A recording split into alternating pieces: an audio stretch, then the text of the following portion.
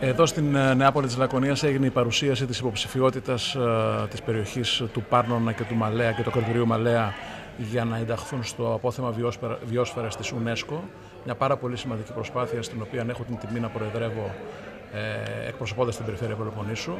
Μια προσπάθεια η οποία αποβλέπει στη δημιουργία μιας περιοχής η οποία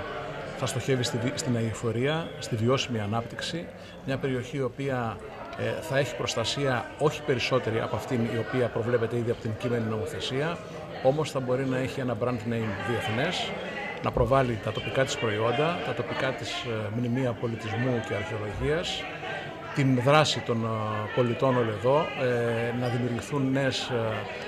επιχειρήσεις ήπιας ανάπτυξης, έτσι ώστε μια πολύ μεγάλη περιοχή που εκπροσωπεί 7 δήμους από τους 26 της περιφέρειας Πελοποννήσου με έναν πληθυσμό της τάξης των 100.000 κατοίκων να μπορεί πλέον να μπει στον διεθνή χάρτη, όπως επιδιώκει η περιφέρεια Πελοποννήσου γενικώς για όλη την περιοχή. Η περιφέρεια συνδράμει με κάθε τρόπο τη συγκεκριμένη δράση. Είναι φιλική περιβαλλοντικά, είναι φιλική αναπτυξιακά, με προτεραιότητα, όπως είπα και πριν, την βιώσιμη ανάπτυξη και θα είμαστε συμπαραστάτες μέχρι και την τελική απόφαση που ελπίζουμε ότι από την UNESCO θα είναι θετική αρκετά σύντομα.